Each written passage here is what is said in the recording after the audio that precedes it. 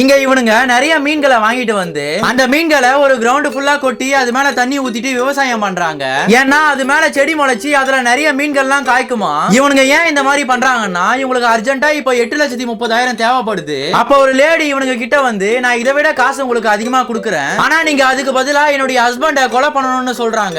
அப்ப அந்த இடத்துக்கு ஒருத்தன் வந்து நான் தான் இவளோட ஹஸ்பண்ட், ஆனா நீங்க என்ன இப்ப கொல்ல கூடாது, நான் நைட்டு தூங்கிட்டு இருக்கும் போதுதான் நீங்க என்ன வந்து கொல்லணும்னு சொல்றான். ஆக்சுவலா இவன் இவளுடைய ஹஸ்பண்டே கிடையாது, இவன் இவளுடைய கள்ளக்காதலன். உண்மையான ஹஸ்பண்ட கொலை பண்றதுக்கு தான் இவங்க 2 பேரும் இந்த பிளான போட்டிருப்பாங்க. ஆனா அதுல 3 பேர்ல ஒருத்தன் எங்களால நைட் வரைக்கும் வெயிட் பண்ண முடியாதுன்னு சொல்லிட்டு தன்னோட வயித்தை வச்சு அவனை ஒரு இடி இடிப்பான் பாருங்க.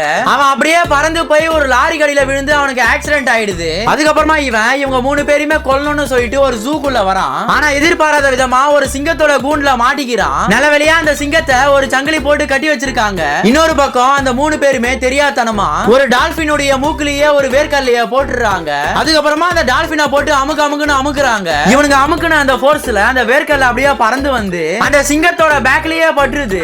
ஐயோ போச்சே.